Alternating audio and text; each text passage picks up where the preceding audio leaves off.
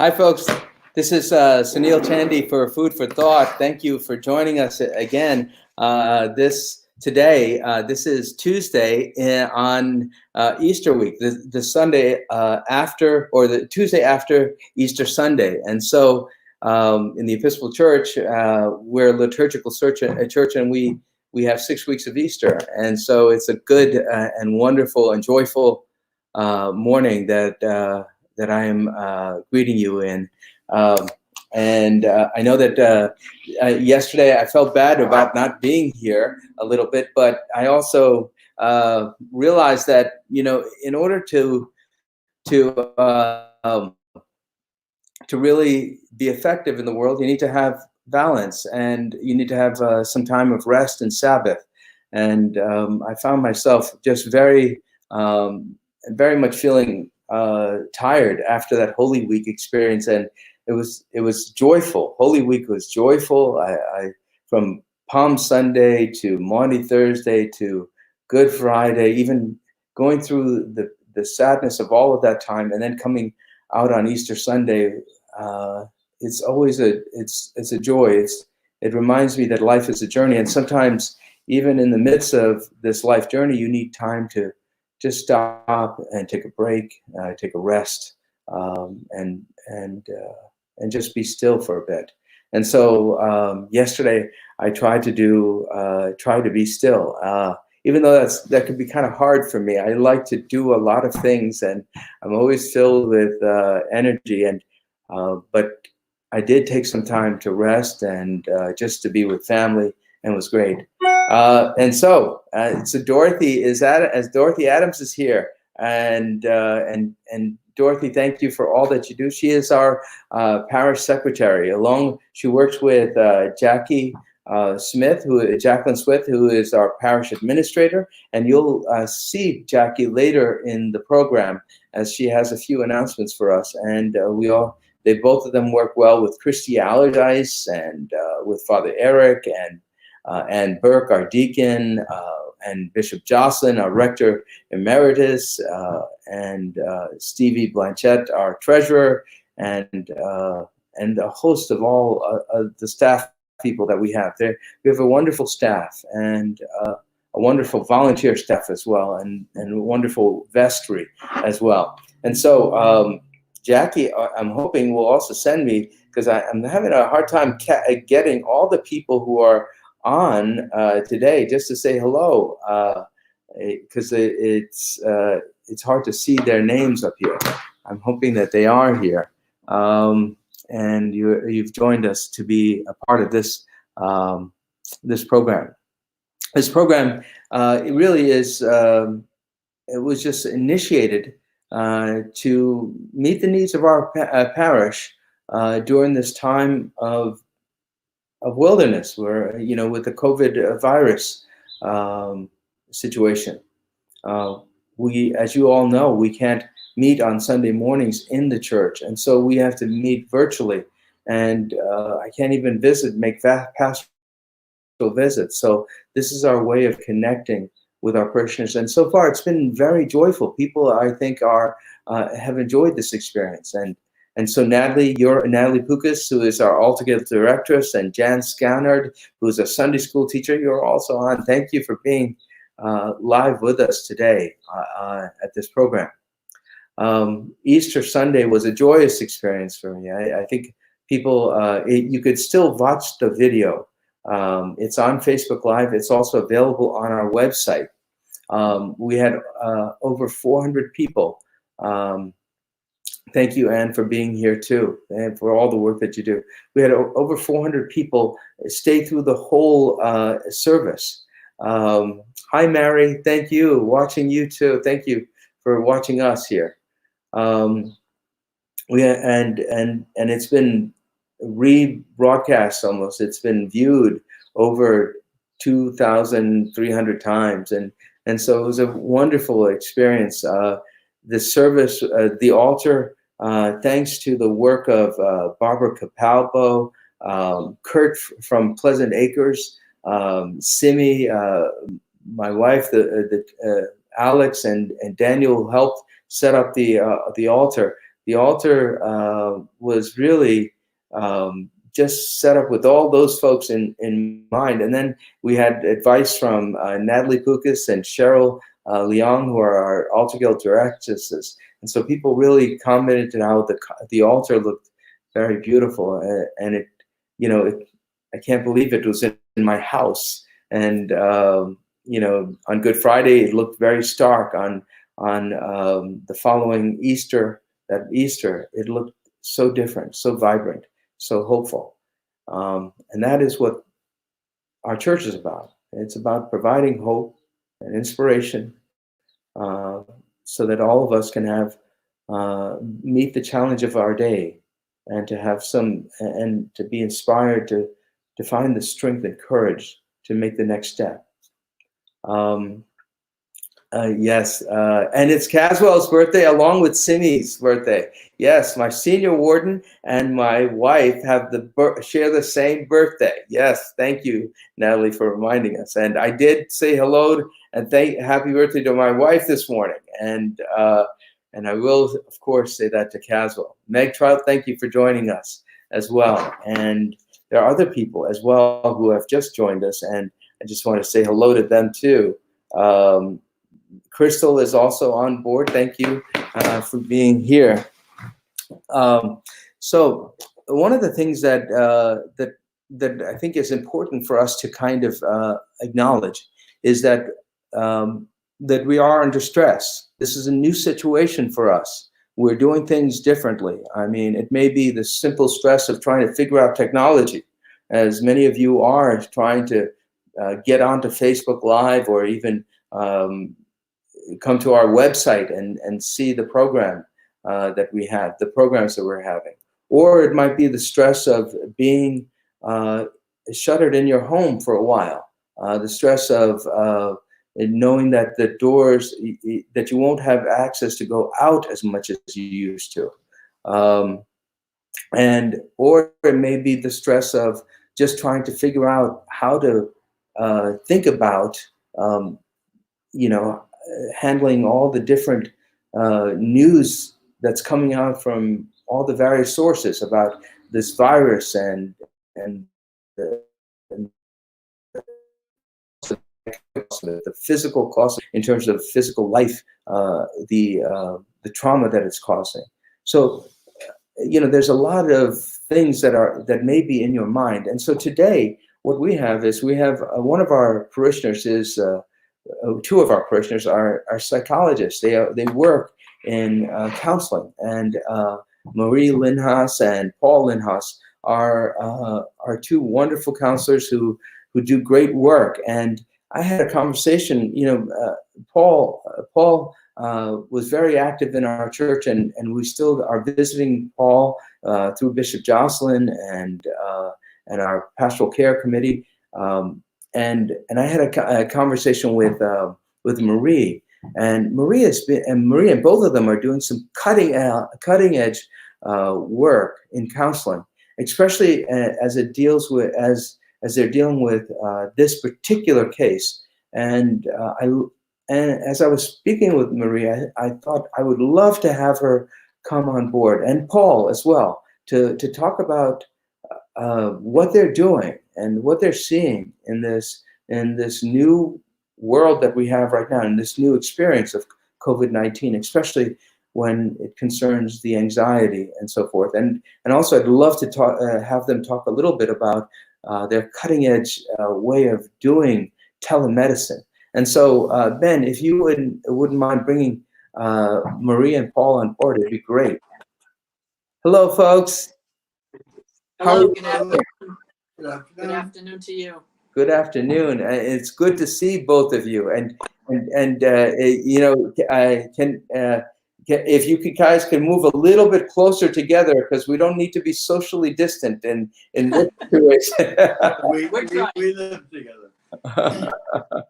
Well, it's such a joy to have you both on this program with us. As you know, we do this program from 12 to 12:30. It's meant really to be a program to give some encouragement and positive hope to people as we connect with our own parish. And actually, the community we find is much larger than our own parishioners. I mean, we have people connecting from all over the country and all over the world now through this programming. And so it's a joy to have you with us to talk to us about For this. having us. Thank you very much. Thank you very much for having us and giving us this opportunity.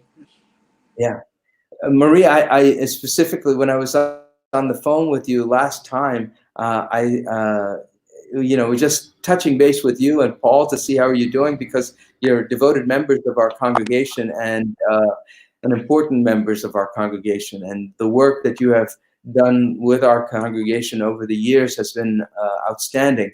But in talking with you, I was also excited to hear about what you're doing in terms of telemedicine and the type of work that you're doing right now, and both of you are doing.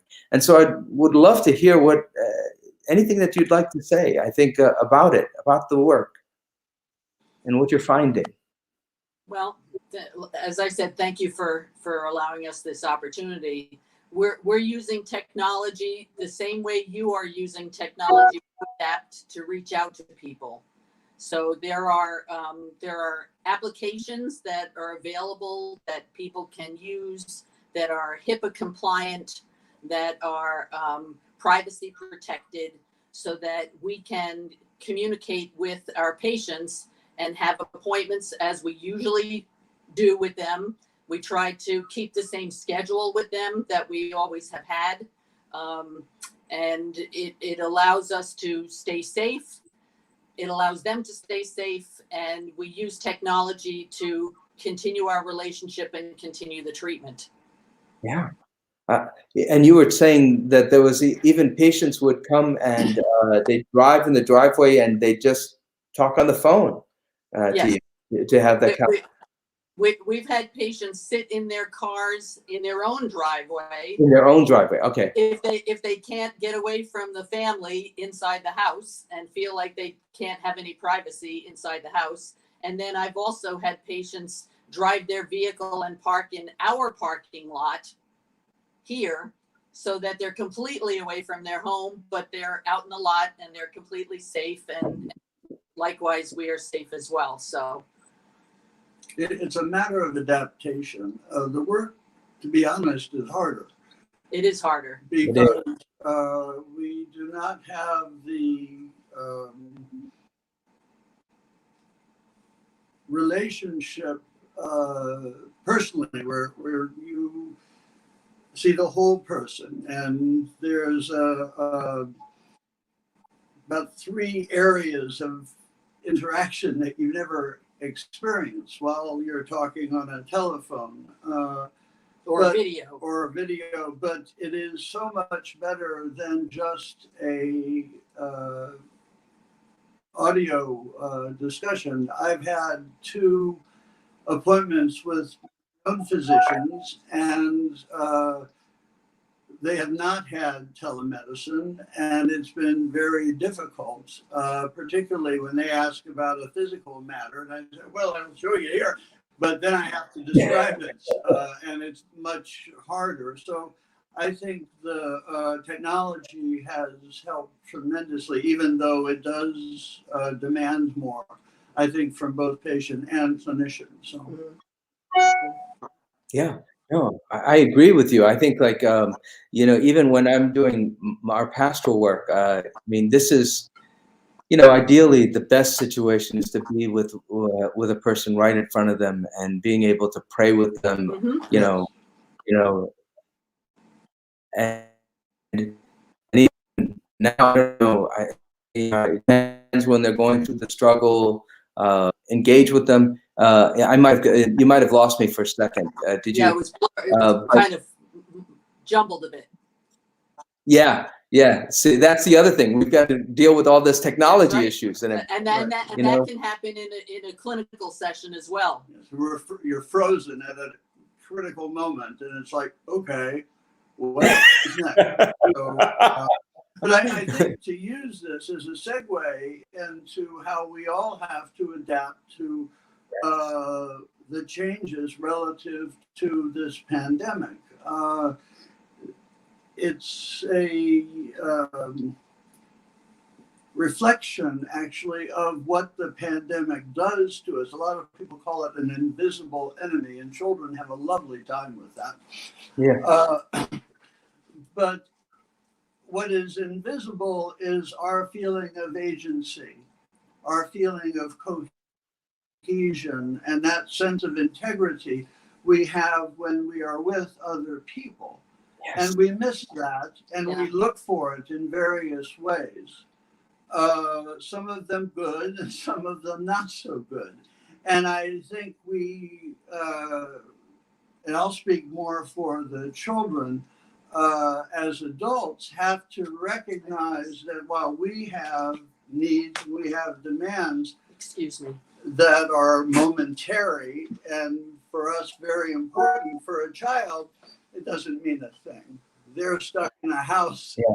and they are wishing to have some direction, and that is the greatest challenge, to structure our lives when all of our structure has been taken away, and then to have a little one that is saying, okay, my life needs some structure, will you please give it to me? Yeah. And that contradiction rather scrambles in the mind, and it takes a while. Sometimes we just say, go away, kid, you bother me. And sometimes, we just want to hug them and say, please don't go away. But that finding a place to interact and to have our lives and then to have their lives is difficult. And that's part of the negotiation that I think occurs in most every house, particularly with our children. Oh, I agree. I mean, and Paul, and that's the thing. You do child counseling and also family counseling, and Marie, you do individual counseling with people, with adults. Unless teenagers and adults. Teenagers and adults. I am. I got to tell you, I've got 3 boys at home right now. I've got 2 of them are in college, and they're both come back home, and then the third one was in boarding school, and now he's back at home, and now we're trying to negotiate time with one another, and how do we do life together, and one of the I had this really interesting conversation with my eldest. Usually I usually bark out orders. I say, get up, it's time for you to get up, it's time for you to do this, that, the other thing. And I'm finding I can't do that anymore. It's just like, it's more like, and he said something interesting to me, and it was totally astounded at what he said. He said, Dad, you can't force us to do anything more. All you could do is give us the advice that you think is appropriate, and then we have to choose. Mm-hmm. It's funny though, because I've had those Holy Week services, and I fully expected all 3 of them to be acolytes for me. But that assumption left me, as they say, that never assume, that first 3 letters. And so I had one son, and both sons helped me, but it was, but I realized that all I could do is invite, and they have to choose, and I have to. And so there's that, as Paul was saying, there's that negotiation that has to happen between these children of mine and my wife and I. That was a little scrambled. We didn't quite get what you said. The last couple of sentences, that's all. I think it was. I just said there had to be. I realized that there had to be a negotiation between my wife and I and my kids, and they're less people that I could bark orders to. I can't do that anymore. But I have to really listen to them. One of the most difficult matters is the transition from when we as mothers and fathers go from leading to following. Mm-hmm. The child doesn't need us need us to lead them anymore, but they do need somebody to watch them, to give them feedback. Mm-hmm. And that's a difficult transition, and it continues throughout the life cycle in the relationship between the mother and father and the child. Dealing with a 60-year-old child and an 85-year-old mother or father. Right. You're still dealing with that same matter of my life, your life, how do we come together? And you cannot lead me. Mm-hmm. And we have to follow one another as best we can. Mm-hmm. And that's rather a compact in a relationship, I think, that we allow that vulnerability to occur. And that vulnerability in this time is being challenged. Oh, indeed. Because leadership, unfortunately, has been lacking at the top. And so we're all rather told, okay, well, we have to be in charge. And most of us don't have a clue as to how to be in charge of something we don't know anything about, except for that it can hurt us and it can hurt other people. Yeah. And children look to us and they say, okay, you're the big people. You have more agency than I do. And we say, well, I'd like to believe so. And that part is difficult because that's when we have to recognize that we are just as human as children. Yeah. And it's very difficult to allow that vulnerability. And I think that vulnerability triggers so many difficulties within homes and within relationships. Do you think it's appropriate to verbalize that vulnerability? I think it's not only appropriate, it's necessary. Yeah. We have to allow ourselves to determine what our agency is. If we go about faking it, which we've seen in the larger world, consequences come and reality catches up.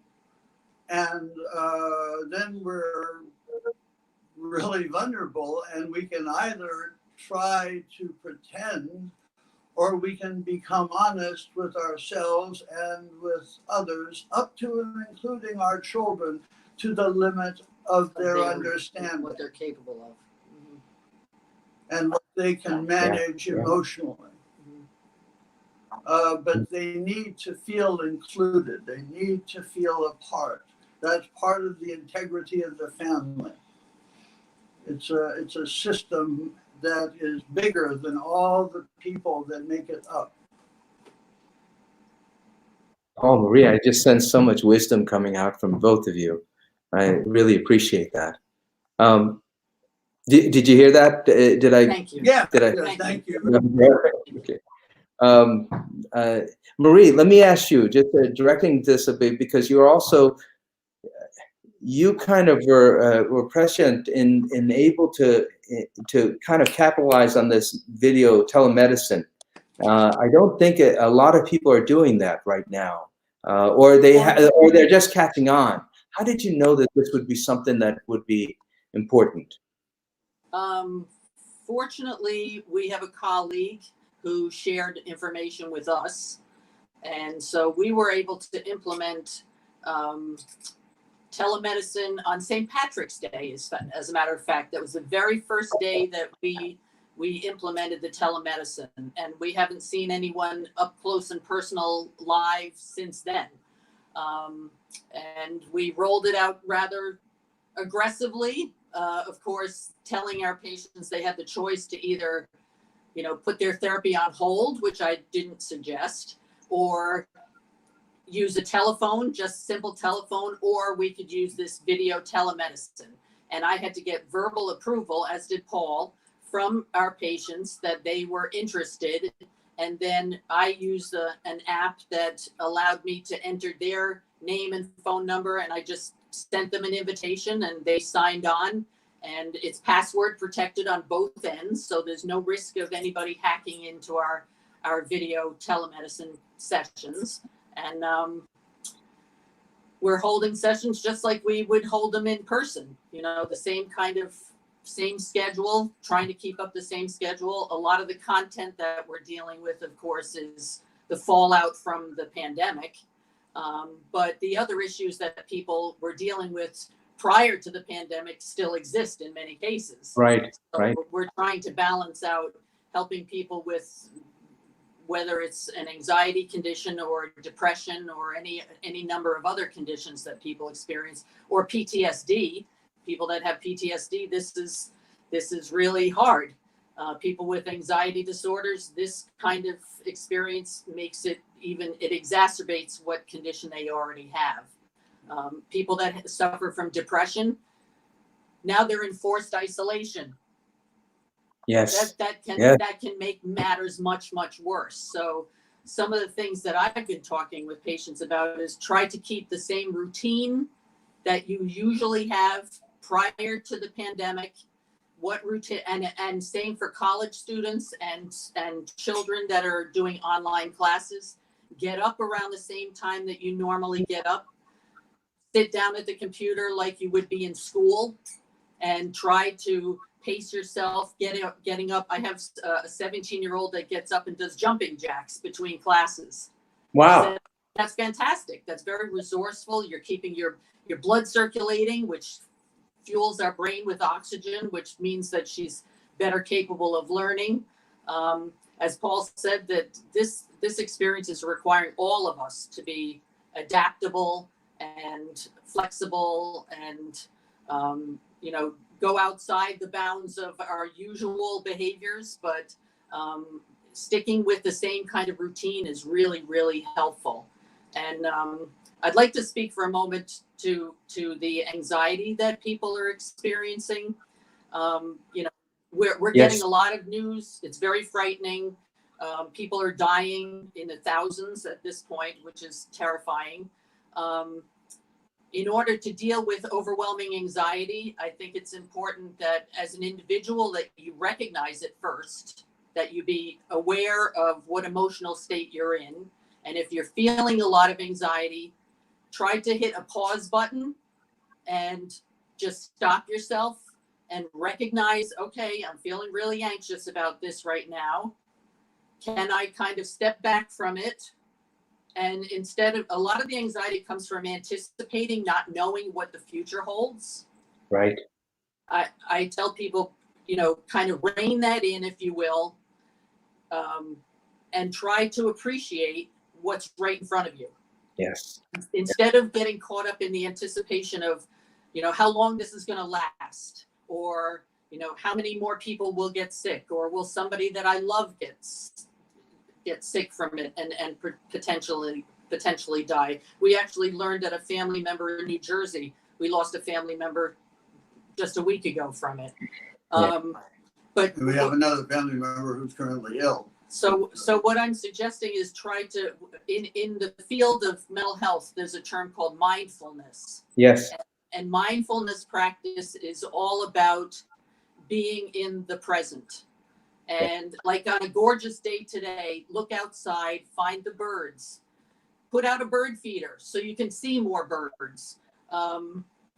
Really try to embrace what's right in front of you. I have people practicing what I call practice gratitude.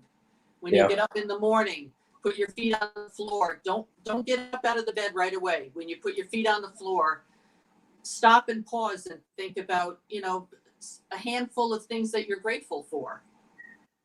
Yeah. I agree with you totally, and I think this is exactly the type of wisdom that helps us through challenges like this. I'm in terms of my spiritual life, I know that God calls us to adapt. God calls us to live and live in the moment. And so it's and even though the challenges are there, being grateful, by being thankful, we're able to handle the challenge. Resilience within us, And I think it's beautiful.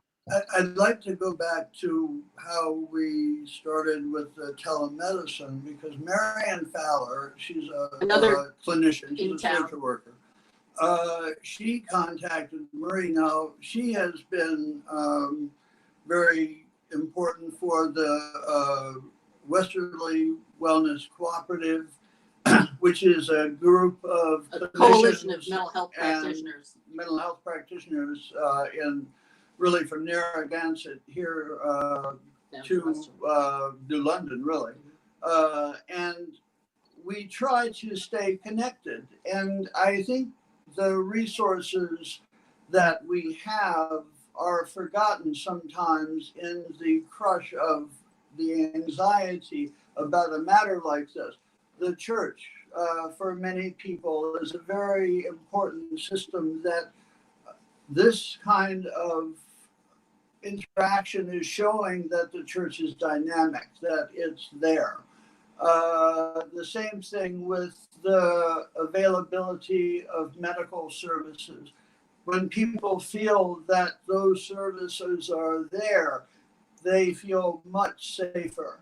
When children are recognized for their needs, from playing to learning to just having time alone or with safe other children. I'm not sure what a safe other child is right now, but so it might just be talking as we are now, but to use those resources and to maybe tap into, wait a minute, I haven't seen that person in a very long time. Oh, did we have a bad time? No, it was just we drifted apart. Maybe this is the time to reconnect and to find ourselves in our larger life that in the speed of things sometimes falls by the way. And I just feel that whether it's a system like a church or a medical reality, or it's a family or connections through other groups or school or whatever, those connections are what reinforce what we are, not who we are. We can say, oh, I'm Paul Limehouse, I'm a clinical social worker, I'm the son of this person and all of that. But what we are is dynamic, it's moving, it's constantly changing. And that opportunity seems diminished. And yet, I'm not sure it is as much as a lot of people think it is. Yeah. And to use that resource is very, I think, almost urgent at this time. Yeah. If I could make a comment to dovetail off of Paul's remarks, I think the term social distancing is a misnomer. I do too. Yes. I think that we would be much healthier by calling it physical distancing. I agree with you. Because if there's ever a time to be more social, it's now. Yeah, definitely. I don't think that we've been called upon to be as social as we have been ever before. And yes, we have to respect keeping our physical distance, but I think people get misled by the social distancing phrase and think that means you can't say hello to your neighbor. You can. Right. In Australia, they have always used the term spatial distancing, which makes a lot more sense to me. Yeah. You know, folks, you have such a wealth of wisdom between you. I think I'm going to be calling you again and asking maybe we could have another conversation or so. Good. That's a very nice opportunity because we're very pleased to be able to be here. Yeah. I noticed that you have people logging in and leaving messages by chat. Yes. We could perhaps do a call-in session if you want. Sure. We could do. People want to call in or send their messages, their questions through the chat boxes. They can do that. Yeah, and we could. There's plenty of things that we could do. I think this is all new, but even when again when I first talked to you on the phone, the possibilities are great. I think God has just opened up many different ways to be socially connected. And I've never felt more connected to my parishioners than I have now. And they're all over the world now, it seems like, it's wonderful. And I'm thankful that we're having this conversation. And but we only have a half hour, and we're gone over it. Okay. But I want to thank you for being with us today, and thank you for your prayers and your thoughts and support of our community. God bless you both. It's our pleasure. Thank you very, very much. And if I could just mention, if there are people that are out there listening that are suffering with anxiety or depression, as given the current life situation, they can call their insurer, call their insurance company, and ask for referrals for clinicians that are using telemedicine. Okay, all right. They could call their insurance agents to find out, or health insurance. Yes. To find out about telemedicine. That's right. And you can also contact the Rhode Island Psychological Association or the Westerly Wellness Collective, and they will have resources available for therapists, up to including Marie and me, that people can talk to during this time. Excellent. Okay. Thank you. God bless you. Thank God bless you. Same to you. Thank you very much. Okay. All right. Everyone be well and be safe out there. Be safe. Thank you. Folks, we went a little bit longer than we usually do, but we want to thank you for being with us. And how we usually end our program is with a prayer. The prayer that we usually use is Bishop Thomas Brown's prayer about the COVID crisis. And just as speaking to people, connecting with people. Oh my God! I forgot. And before we go into this, I have Jackie. Jackie, would you come on and just give us a couple of announcements? Hi. I am so sorry. Oh, no worries. My quick announcement is for Episcopal 101 that starts tomorrow. It's going to be at 7 p.m. on Zoom. So I made a pop-up on our website where you could go and register. It's free, and it's a wonderful discussion that you'll be having on Zoom. So when you register for the program, you're going to get an email response right away, and it's going to have the Zoom link in it. Also check your eBlast for the Zoom link because it's there. And trivia is back on thanks to Ben Barber, who was going to be our trivia host. We are now doing a virtual trivia, so get your teams together. And you'll have more information on that soon. That's going to be on April 20th. So I will leave you to the prayer now. Jackie, thank you so much. I'm sorry. Because we were late, I was just rushing through this, but I just want to thank you for all that you do. Last week was very hard and very, very arduous in terms of all the work. And again, you have been amazing. And thank you. We got through it. So, and if you need anything, you know where to find me. Just send me an email or give me a call. Thank you. Thank you, Jackie. Bye.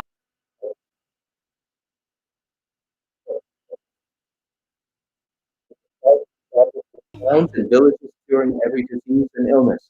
At your command, the sick were made well. Come to our aid now in the midst of the global spread of the coronavirus. Heal those who are sick with the virus. May they regain their strength and health, quality medical care. Heal us from our fear, which prevents nations from working together and neighbors from helping one another. Be present with those in authority who are making hard decisions. Support the medical professionals, emergency responders, and caregivers.